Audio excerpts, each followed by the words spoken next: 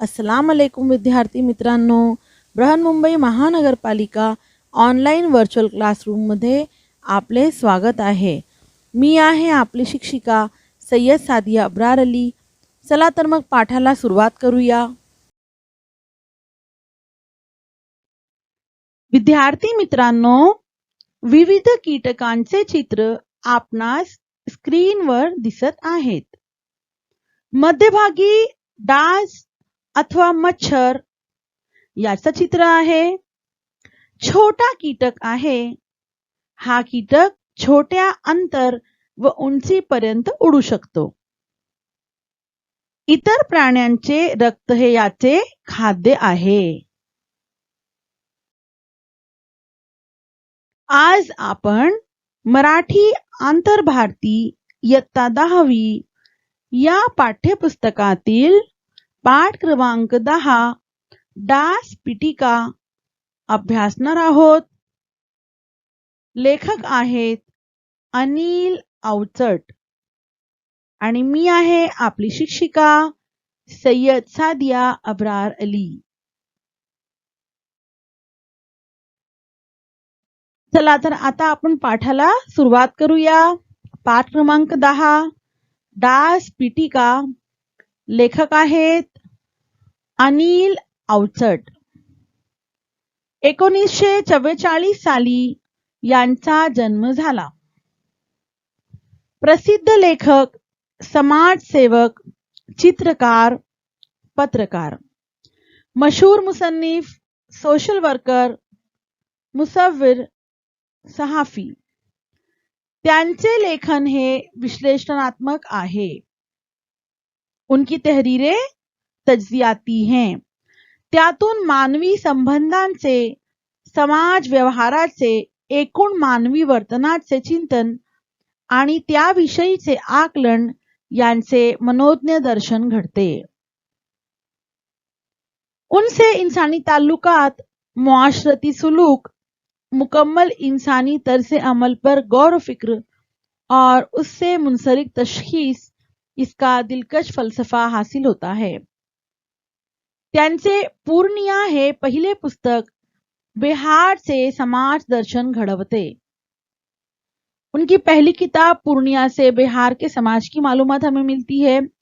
त्यांची वेद, अंधेर नगरी निपाणी, छेद, संभ्रम, माणसं, कोंडमारा इत्यादी पुस्तके प्रकाशित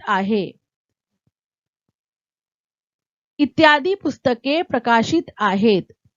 उनकी मुख्तलिफ किताबें शाया हो चुकी हैं.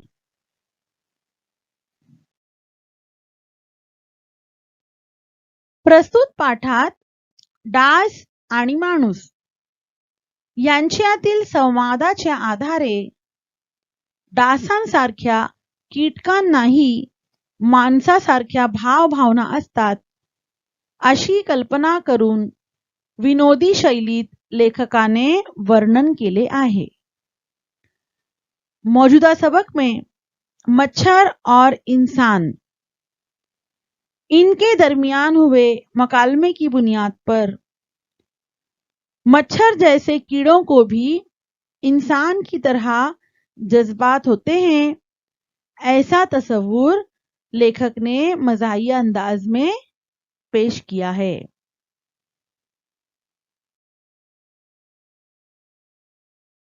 पाठ क्रमांक 10 डास पिटिका. सर्वात प्रथम डास पिटिका या शीर्षकाचे अर्थ आपण पाहूया.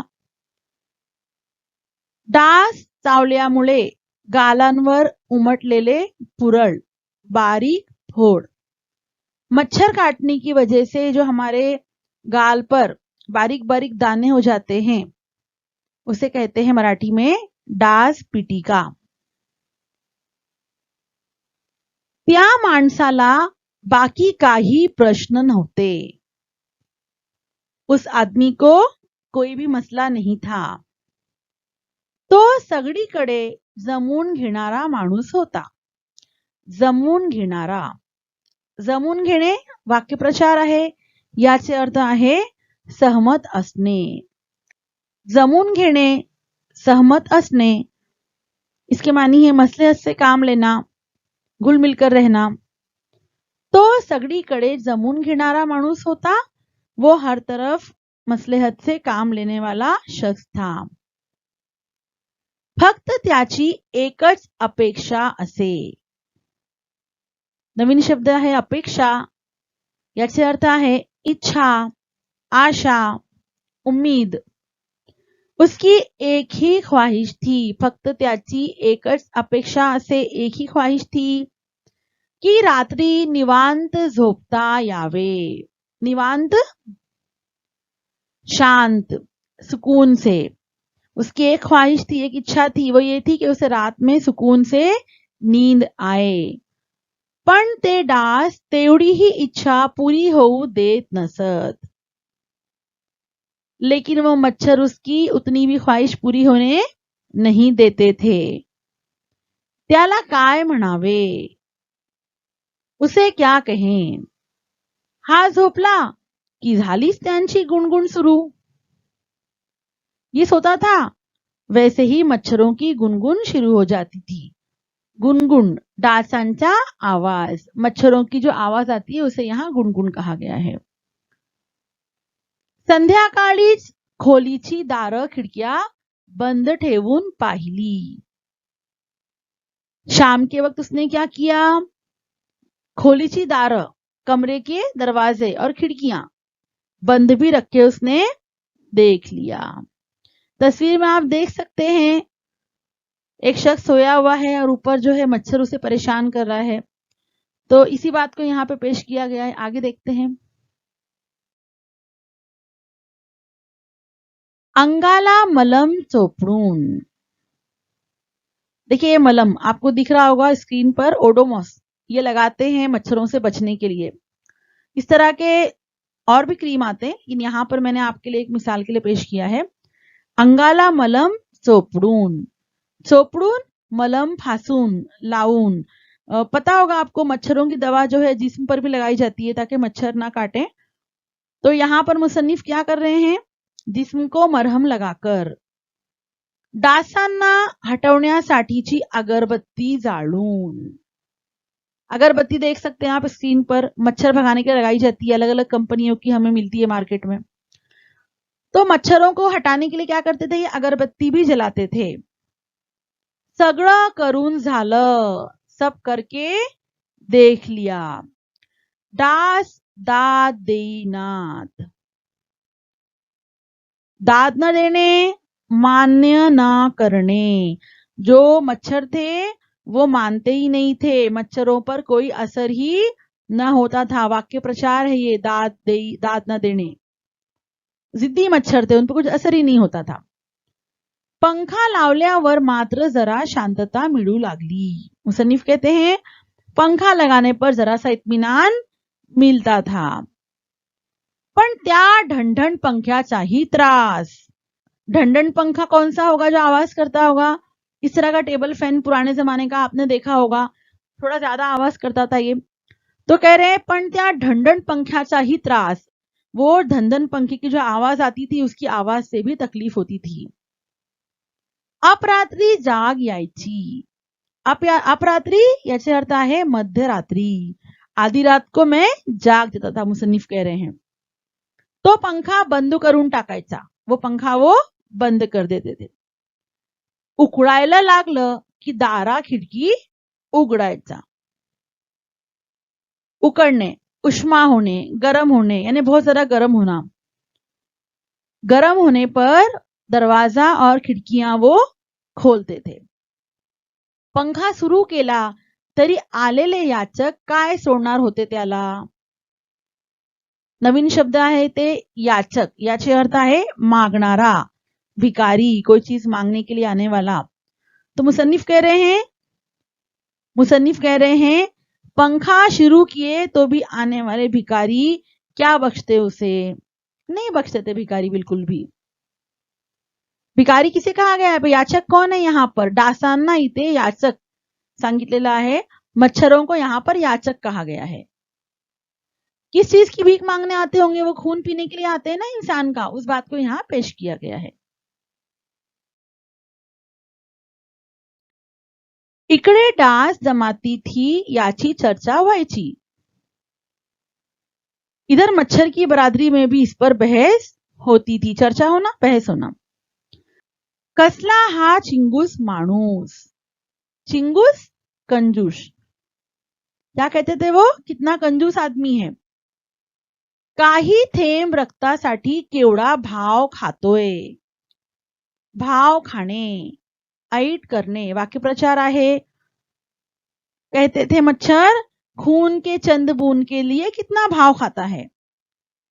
रक्तदानाच्या वेळी अर्धा लिटर रक्त काढतात म्हणे, तेही 2 दिवसात भरून येतं। मच्छर कहते थे रक्तदान के वेळी यानी खून का अतिया देते वक्त, जब हम खून का डोनेशन करते हैं, अतिया करते हैं, तो बोले खून का अतिया देते वक्त आधा लीटर खून निकालते हैं, तेही 2 दिवसात भरून येतं। यानी उसकी भी कसर 2 दिन में पूरी हो जाती है। जैसे कि तैसे, जैसे के वैसे। एवढ्या रक्त तयार करणाऱ्या फॅक्टऱ्या हाडाहाडांच्या पोकळीत दडवून ठेवल्यात। मच्छर क्या कहते थे? दड़वून, लपून यानी छुपा कर रखा है। मच्छर कहते थे कि इतनी खून तैयार करने वाली फैक्ट्रियां हड्डियों के गैप में छुपा कर रखते हैं। यानी उन्हें शिकायत थी कि इंसान ये सब छुपा कर रखता है। आम्हा गरिबांना 4 थेंब देताना याचा हात का आखडतो। अब यहां पर मच्छर क्या कहते थे?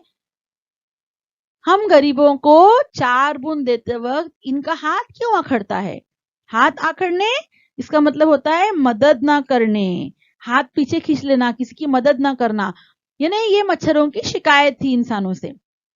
हाँ, मात्र कुठल्याही झाडांची फळं तोडतो। आगे कहते हैं मच्छर, हाँ, किसी भी दरख्त का फल तोड़ता है। कुठल्याही नदीचं पाणी पितो, किसी भी नदी का पानी पीता है। किती प्राणी मारून खातो, कितने जानवरों को मारकर खाता है।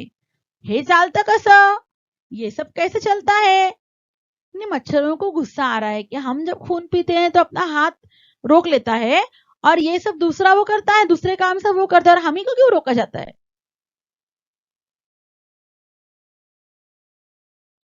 माणूस हे ऐकत होता। तो म्हणाला, माझी झोप उडवता आणि वर हे। आदमी ये सुन रहा था। उसने कहा, मेरी नींद उड़ाते हो और ऊपर से ये। माझा संरक्षण करायचा हक्क आहे मला। संरक्षण करना है ना, हिफाजत करना। तो उस शख्स ने कहा, मेरी नींद उड़ाते हो और ऊपर से ये, मेरी हिफाजत करने का हक है मुझे। हक्क आहे, देखिए ये आदमी कह रहा है मच्छर से तस्वीर में। हक्क असणे, अधिकार असणे। तो मुसन्निफ यहाँ पे कहते हैं कि मुझे जो है हक है अपने आप को बचाने का, मेरी हिफाजत करने का। मी तुम्हाला मारणारच, मैं तुम्हें मारूंगा ही। हे माझं जैविक कर्तव्य आहे। जैविक जीव संबंधीचे, कर्तव्य जवाबदारी, फर्ज। तो उस शख्स ने कहा, मैं तुम्हें मारूंगा ही, ये मेरा हयातियाती फरीजा है, फर्ज है। बोलणंच खुंटलं। वाक्यप्रचार आहे। बोलणे अर्धवट थांबणे, दरमियान में आधा कहकर रुक गया वो। डास म्हणाला, मच्छर ने कहा, तुझ्यातलं रक्त काढणं हेही आमचं जैविक कर्तव्य आहे। मच्छर कहने लगा, तुझमें का खून निकालना ये भी हमारा हयातियाती फरीजा है। यानी उसने अपने फर्ज को वहां पे जाहिर किया कि अगर तुम खुद को बचाओगे वो तुम्हारा फरीजा है, तो खून निकालना भी ये मेरा एक फर्ज है, मेरी एक जवाबदारी है। दासू आणि दासी हे डासांमधलं एक सुजाण कुटुंब होता। अब यहां देखिए, आपको स्क्रीन पर दिख रहे हैं 2 मच्छर, दासू और दासी हैं वो। सुजाण बिचारी, शहाणा, यानी एक समझदार खानदान था ये। दासू आणि दासी हे डासांमधलं एक सुजाण कुटुंब होतं। दासू और दासी मच्छरों का एक समझदार खानदान था। ते इतर डासांना म्हणालं, वो दीगर मच्छरों से कहने लगे, आपला जन्माचा संसार संबंध, कि अपना ताल्लुक सारी दुनिया से जन्म जन्म का है. बोलणं तोडून कसं चालेल? बोलना बंद कर देंगे तो कैसे चलेगा? इतरांनी मग बोलणी करायला त्यांची नियुक्ती केली. नियुक्ती करणे वाक्यप्रचार आहे. याचे अर्थ आहे नेमणूक करणे, तकर्रूर करना. इतरांनी मग बोलणी करायला त्यांची नियुक्ती केली, उनकी तकर्रुरी की. त्यांनी माणसाला विचारलं, उन्होंने आदमी से पूछा, तुझा नेमका काय प्रॉब्लेम आहे? असल में तेरा मसला क्या है? रक्ताचं नुकसान फारसं मोठं नाही. खून का नुकसान बहुत बड़ा नहीं है. काही मिनिटातच ते भरून येतं आणि तू खाकरतोस, शिंकतोस. खाकरतोस घशातून आवाज काढतोस, यानी गले से आवाज निकालता है. शिंकतोस शिंका येणे, छींकना. तो मच्छर ने कहा, और तू खकारता है, छींकता है. त्यातून जातात की कितीतरी प्रोटीन्स, उसमें से कितने सारे कई प्रोटीन चले जाते हैं. मग रक्ताचंच का एवढं घेऊन बसला आहेस? फिर खून का ही इतना क्यों लेकर बैठा है? इस तरह से दासू ने कहा.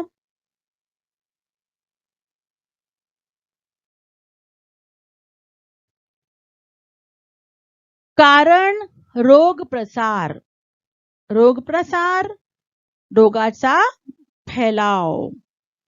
मुसन्निफ ने कहा, लेखक ने कहा, क्योंकि बीमारियों का फैलाव. वजह है बीमारियों का फैलाव. माणसाने जरा हटके मुद्दा काढला.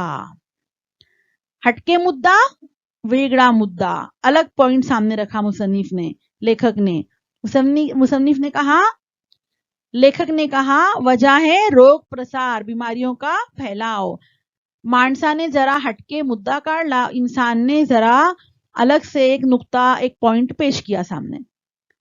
दासी म्हणाली, दासी कहने लगी, बरं का भाऊजी, आमच्या पोटात शिरणारे जंतू तुमच्या शरीरात शिरतात, त्याला आम्ही काय करायचं? दासी कहने लगी, ओ भैया जी, हमारे पेट में दाखिल होने वाले जंतु कीटक, जरासीम तुम्हारे जिस्म में दाखिल होते हैं, उसे हम क्या करेंगे? पण सर्वच डासांमुळे रोग प्रसार होत नाही, लेकिन सभी मच्छरों की वजह से बीमारियां नहीं फैलती. काही जमाती आहेत आमच्या तशा, हमारे अंदर कुछ बरादरी है वैसी. झोपेत तुमच्या अंगात आम्ही सुई खुपसतो, नींद में तुम्हारे जिस्म में हम सुई टोचते हैं. तो फार दुखतं का? उससे बहुत दर्द होता है क्या? ती काळजी आम्ही घेतो, उसकी फिक्र हम करते हैं, आणखी घेत राहू और करते रहेंगे. आमच्या मुलांना विशेष ट्रेनिंग देऊ. झालं? हमारे बच्चों को खास ट्रेनिंग देंगे. हो गया काम. यानी दासी ने इस बात को पेश किया कि अगर आपको जो तकलीफ होती है हमारी सुई की वजह से, जब हम खून चूसते हैं, दासी ने इस बात को पेश किया कि अगर आप चाहें तो हम हमारे बच्चों को स्पेशल ट्रेनिंग देंगे. यानी मच्छर अपने बच्चों को सिखाएंगे कि किस तरह से जो है इंसान से खून हासिल करना है, कि उनको तकलीफ ना हो. अब देखिए बच्चों, इतने अच्छे मच्छर आपने देखे हैं कभी? मुझे यहाँ पे नजर आ रहे हैं, कितने अच्छे मच्छर हैं. देखिए ये किस तरह सोचते हैं इंसानों के बारे में. आणि तुमची ती गुणगुण, तुम्हाला तुमचं नरड बंद नहीं ठेवता येत. अब देखिए यहाँ पे लेखक आगे अपना मुद्दा पेश कर रहे हैं. आणि तुमची ती गुणगुण और तुम्हारी वो गुणगुण, तुम्हाला तुमचं नरड बंद नहीं ठेवता येत. नरड म्हणजे घसा, गला, अपना जो गला होता है. तो कहते हैं मुसन्निफ, लेखक कहते हैं, आप अपना मुंह बंद नहीं रख सकते क्या? अगदी संताप येतो अशा वेळी. संताप, राग, बोलते हैं बहुत गुस्सा आता है ऐसे वक्त. दासू म्हणाला, दासू ने कहा. अब क्या कहता है दासू, देखते हैं. दादा, सेकंदात शेकडो वेळा पंख हलवावे लागतात. आप देख सकते हैं स्क्रीन पर मच्छर किस तरह से जो है अपने पर हिला रहा है. तो दासू ने उसी बात को पेश किया कि भैया 1 सेकंड में सैकड़ों मर्तबा पर हिलाना पड़ता है. तेव्हा कुठे उडू शकतो आम्ही, तब जाकर हम उड़ सकते हैं. त्याचा आवाज काय करणार, उसकी आवाज क्या करेंगे. त्यांच्या बोलण्यातून फारसे निष्पन्न झाले नसले तरी कटुता कमी झाली होती. निष्पन्न निर्माण, कटुता कड़वटपना. अब यहाँ पे मुसन्निफ कह रहे हैं कि इसके बोलने से, दासू के बोलने से बहुत ज्यादा हासिल तो नहीं हुआ, लेकिन कड़वाहट कम हो गई. मच्छरों ने भी अपना मसला बताया लेखक को. दासांनी मग त्यांची जनरल बॉडी मीटिंग ठेवली. अब क्या किया मच्छरों ने, जनरल बॉडी मीटिंग रखी. दासू दासीचा अहवाल सगळ्यांनी ऐकला. अहवाल कार्याचा तपशील, मसूदा, यानी इनका पूरा अहवाल, पूरी रिपोर्ट जो है सबने सुना. सगळे गंभीर झाले, सब संजीदा हो गए. विचार विनिमय सुरू झाला. विचार विनिमय, विचारांची देवाण घेवाण, उनमें आपस में डिस्कशन शुरू हो गया. त्यांच्यातला एक डॉक्टर संशोधक पुढे आला. संशोधक नवीन गोष्टी शोधून काढणारा, तहकीक करने वाला. मच्छरों में एक डॉक्टर था जो तहकीक करता था. वो आगे आया. उसने कहा, म्हणाला, मी एक लोकल एनेस्थेशिया देणारं रसायन शोधलंय. एनेस्थेशिया, भूल देण्याचे औषध. लोकल एनेस्थेशिया, इसका मतलब है ऐसी दवा जो इंजेक्शन के जरिए दी जाती है, तो जो जहां पे दी जाती है वो हिस्सा कुछ देर के लिए सुन्न हो जाता है. और इसके अलावा बेहोश करने के लिए भी एनेस्थेसिया दिया जाता है. बड़े बड़े ऑपरेशन जब होते हैं इंसानों के, तो वहां पर जो है एनेस्थेसिया देकर पेशेंट को बेहोश करके ऑपरेशन किया जाता है. लेकिन यहाँ पर लोकल एनेस्थेसिया के बारे में कह रहे हैं वो कि उतना इलाका जो है वो सुन्न हो जाएगा. कौन सा, जहां पर मच्छरों को काटना होगा. रसायन शोधला है. रसायन का मतलब होता है केमिकल. तो ऐसा केमिकल इन्होंने ढूंढ के निकाला है. आपल्या सुईवर तो लावायचा, यानी यहाँ पर इंजेक्शन देने की कोई जरूरत नहीं है. वो कहते हैं अपनी सुई पर उसको लगा लेना है. की ती खुपसलेली त्याला कळायचंही नाही, यानी उसको, सुई को उन्होंने टोचा है, ये इंसान को समझ में भी नहीं आएगा. यानी देखिए कितना अच्छा है, इंजेक्शन लेने की भी जरूरत नहीं है हमको. पहले वो अपनी सुई पर ही मच्छर लगा के आएंगे और जब वो हमें सुई चुभोएंगे तो अपने आप हमारा हिस्सा जो है वो कैसा हो जाएगा, सुन्न हो जाएगा और वो खून वहां से ले लेंगे. सगळ्यांच्या तोंडून एकदम वाह असा उद्गार बाहेर पडला. सभी के मुंह से एकदम वाह ऐसी आवाज निकली. दास पुढाऱ्यानं त्याला विचारलं. मच्छरों के लीडर ने उनसे पूछा, त्याचं पेटेंट बिटेंट काही नाही ना, कि उसका पेटेंट बिटेंट कुछ नहीं है ना. अब यहाँ पर ये नया लफ्ज है पेटेंट. इसके मानी होते हैं अभिनव, पूर्वी कोणालाही न सुचलेला विशेष अधिकार एकाच कंपनीचे. पेटेंट यानी किसी आविष्कार का पूर्ण अधिकार. यानी यहाँ पर जो मच्छरों का पुढारी था, मच्छरों का जो रहनुमा था, उसने ये सवाल किया, छे छे तसं करायला आपण माणसं का आहोत. अब यहाँ क्या कहते हैं वो, छी छी, वैसा करने के लिए हम इंसान थोड़ी हैं. यानी यहाँ पर इंसानों का मजाक उड़ा रहे हैं, इंसानों को बुरा कह रहे हैं. देखिए वो लोग. हशा उसळला, खूप हसू येणे. वाक्य प्रचार आहे, हंसी के फवारे निकलने लगे, यानी सब लोग वहां पर हंसने लगे. तो पुढे म्हणाला, वो आगे कहने लगा, ज्या वनस्पतीतून ते रसायन मिळतं त्या मुबलक आहेत. मुबलक, खूप, पुष्कळ, यानी जिस नबातात से वो केमिकल मिलता है वो भरपूर है. आणि त्यांनी सहकार्य करायचं कबूल केलंय. सहकार्य, मदद, और उन्होंने मदद करने के लिए हामी भरी है. शिवाय आपल्या शरीरातल्या त्या जंतूंसाठी आपणच ती एंटीबायोटिक्स घेतली तर. अब आगे वो नया एक ख्याल लेकर आया है कि अगर वो एंटीबायोटिक्स प्रतिजैविक जे सूक्ष्म जंतु नष्ट करते. अब वो कहते हैं, अब यहाँ पर मच्छर कह रहा है कि जो एंटीबायोटिक जरासीम को खत्म करते हैं, अगर हमने ही वो ले लिए तो कहते हैं इसके अलावा अपने जिस्म के उन जरासीम के लिए हमने भी एंटीबायोटिक लिए, तो यानी यहाँ पर इसने मच्छर ने ख्याल पेश किया है कि इंसानों को तकलीफ ना हो, इसके लिए क्यों ना हम ही एंटीबायोटिक भी ले लें। आता राहता राहिला प्रश्न आपल्या गुणगुणीचा। अब मसला बचता है हमारे गुनगुन करने का। माझे त्यावर प्रयोग सुरू आहेत, मेरा उस पर तजुर्बा शुरू है। देखिए अभी मच्छर इंसानों के बारे में कितना सोचते हैं। कभी आपने सोचा है बच्चों इतना मच्छरों के बारे में? म्हातारा ढास म्हणाला, माणसाला ऐकू येतं ते कानानं। बूढ़ा मच्छर कहने लगा, इंसान को सुनाई देता है उसके कानों से। तो कान टाळला की झालं, बोलते उसके कानों को टाल दो तो हो गया। गाल आहेत, कपाळ आहे, कहते हैं गाल है, पेशानी है, शक्य तो पाय पकड़ा, बोलते हैं जहां तक मुमकिन हो पैर पकड़ लो, प्रश्न सुटेल, मसला हल। यानी यहाँ पर बूढ़े मच्छर ने एक मशवरा दिया कि अब जो मसला बच गया वो मच्छरों की गुनगुन का, तो एक काम करो, उसके गाल छोड़ दो, पेशानी छोड़ दो, कान छोड़ दो और उसके पैर को पकड़ो। पैर पकड़ो यानी पैर पर, उसके पैर पे काटो उसको। प्रश्न सुटेल, मसला ही खत्म हो गया। आणि मग ते सहकार्य पर्व सुरू झालं। सहकार्य मदद, पर्व विशिष्ट काल, यानी यहाँ पर जो है इन लोग अब एक दूसरे को मदद करने का दौर इनका शुरू हो गया। ये लोग आपस में एक दूसरे को मदद करने लग गए। अब क्या करते हैं देखते हैं। एक पहिली छान झोप झाली की दुरून गुणगुणणं ऐकू आलं तरी त्याला चालतं। अब यहाँ पर कह रहा है डास, एक अच्छी पहली बेहतरीन नींद हो गई कि दूर से ही गुनगुनाता सुनाई दिया तो भी चलेगा। आता तो डासांच्या त्या गुणगुणीत संगीत शोधू लागला आहे।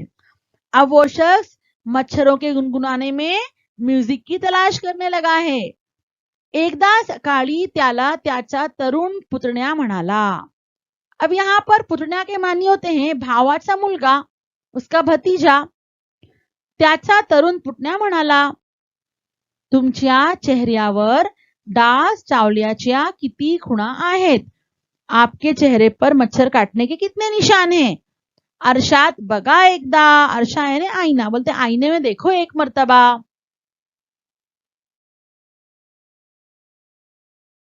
माणूस हसून म्हणाला, तुझ्या चेहऱ्यावर जशा तारुण्य पिटिका आहेत ना, तशा माझ्या चेहऱ्यावर आहेत डास पिटिका।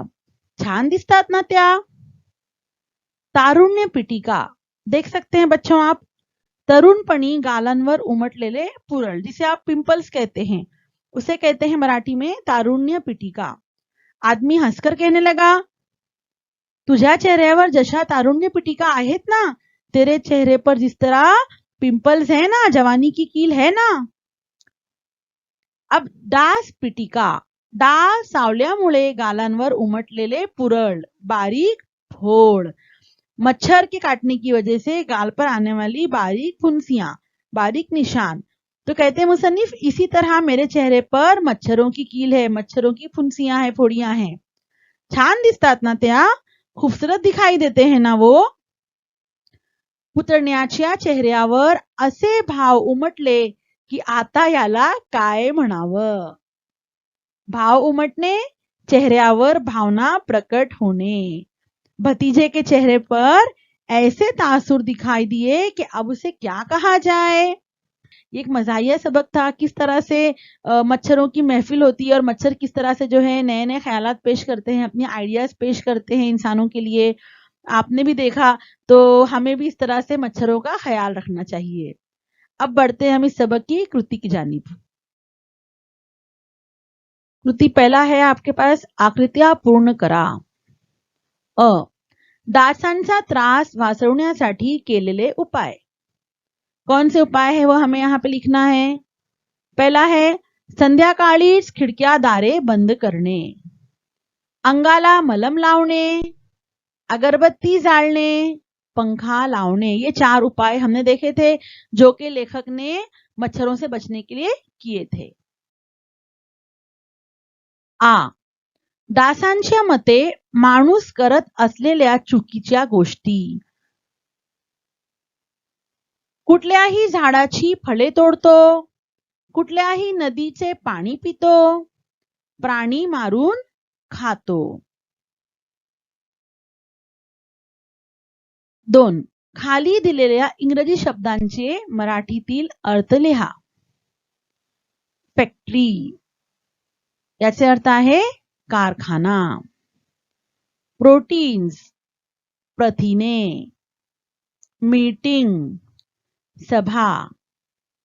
प्रॉब्लेम, समस्या. ट्रेनिंग, प्रशिक्षण. 4. माणसाला चावल्यानंतर त्रास होऊ नये म्हणून डासांनी सुचवलेले उपाय. सुईवर लावायचे ॲनेस्थेशिया देणारे रसायन शोधले. शरीरातील जंतूंसाठी डासांनीच अँटीबायोटिक्स घेणे. माणसाचे कान टाळून शक्यतो पाय पकडणे. कितने अच्छे उपाय है ना बच्चों. समान अर्थी शब्द लिहा. 5 समान अर्थी शब्द लिहा. नदी, सरिता.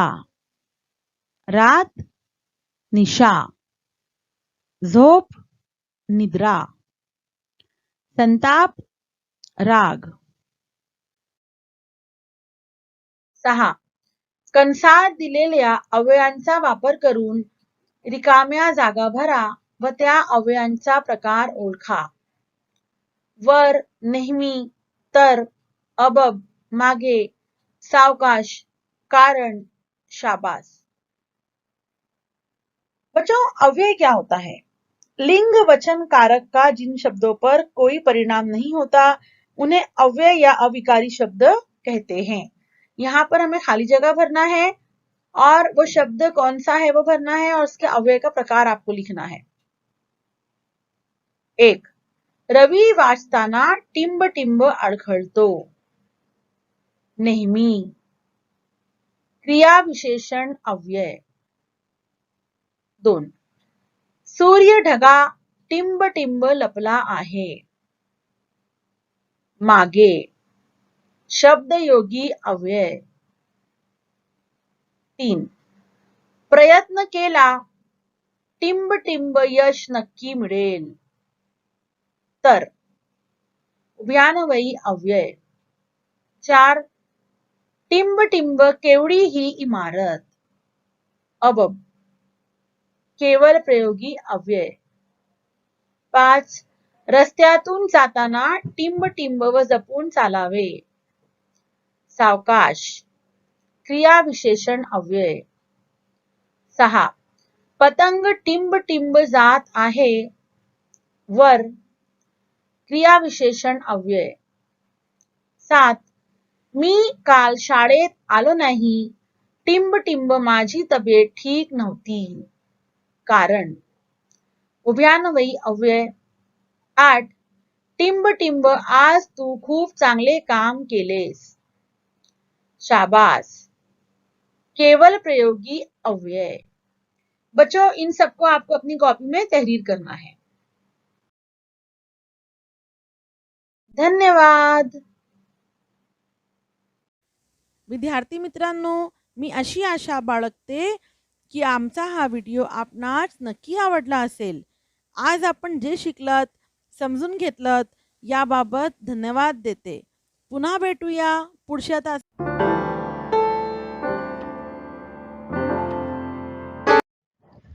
डियर स्टूडेंट्स, इस वीडियो के डिस्क्रिप्शन बॉक्स में आपके लिए कुछ सवालात दिए गए हैं. उन सवालात के जवाबात आपको अपनी कॉपी में तहरीर करना है. वहीं पर आपको गूगल फॉर्म की लिंक दी गई है. उस लिंक पर जाकर आपको गूगल फॉर्म को फिल करना है.